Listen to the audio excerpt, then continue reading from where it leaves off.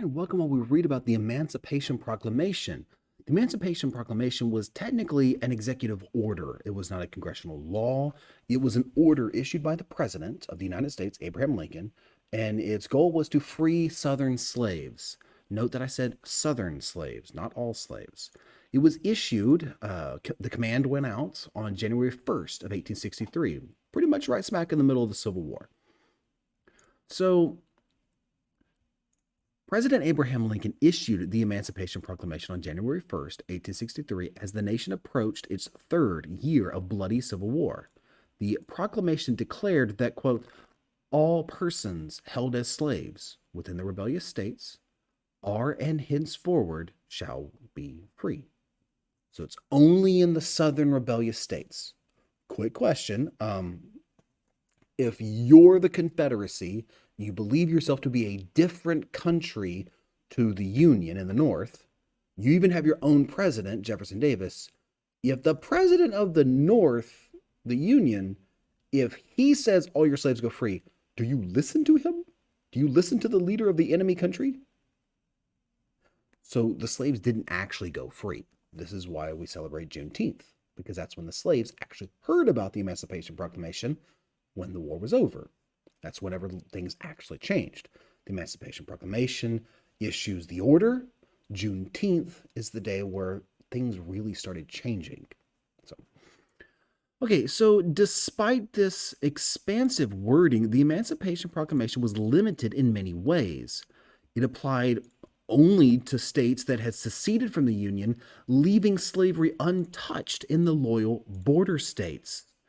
It also expressly exempted parts of the Confederacy, the Southern secessionist states, that had already lost and come under Northern control.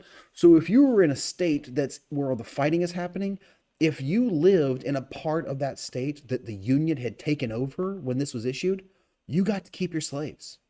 Literally, the only people this applied to were the slaves of Southern slave owners that were still under control of the Confederacy, still under rebellion.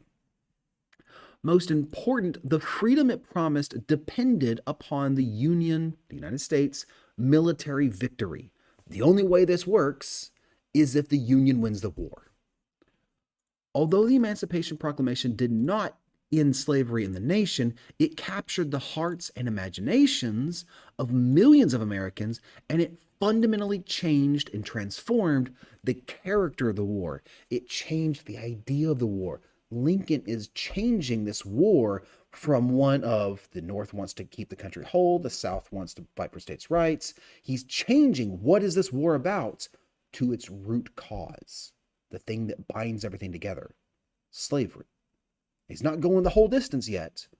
He's not, we're not 13th Amendment freeing the slaves yet, but he's pushing that way. He's changing how people see the war. After January 1st, 1863, every advance of federal troops expanded the domain of freedom. Moreover, the proclamation announced the acceptance of black men into the Union Army and Navy, enabling them to become liberated. Those who become liberated, those who become freed by this, then get to go on and help free more. If you're a slave and you manage to get away and join the Union Army, you can then help free more slaves. It's a powerful message. By the end of the war, almost 200,000 black soldiers and sailors had fought for the Union and for freedom. The original of the Emancipation Proclamation that was given on January 1st in 1863 is in the National Archives in Washington, D.C. So I'm going to read it to you. By the President of the United States of America, a proclamation.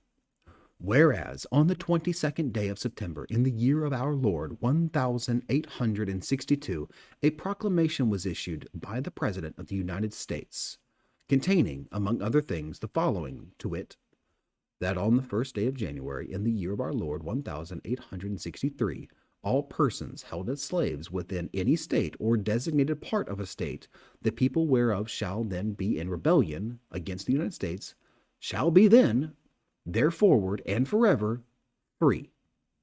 And the executive government of the United States, including the military and naval authority thereof, will recognize and maintain the freedom of any such persons, and will do no act or acts to repress such persons, or any of them in any efforts they may make for their actual freedom. So, sum everything up, the Emancipation Proclamation was issued on 1/1/1863, January 1st, 1863. That's when it actually got power. It was written before that, obviously. People had read it before. Then there was the preliminary one that was issued after what battle? Antietam. Lincoln did not think that the government really had the power to do this. This is why he's using executive orders and using it as a military tactic. And this is something that's very heavily debated by historians. Did Lincoln, in his personal mind, how did he actually feel about this? Because there's a lot of conflicting quotes that Lincoln says. Did Lincoln do this as truly a military tactic? I'm freeing the slaves to help win the war. Or was he intending to change the point of the war to one about freeing the slaves? It's a matter of debate. You should decide for yourself. Over time, Lincoln saw that he could not save the Union without ending slavery. And he does this by authorizing the military to seize enemy property, the slaves, and free them. The proclamation did not free any slaves immediately because it only applied to slaves in the actual Confederacy. It made the war into a struggle to free slaves. He changed the message. But did he change the message on purpose? Was it a military tactic at its core, or was it intended to change the message? Or was it a little bit of both? I hope you're learning, and I hope you're having fun.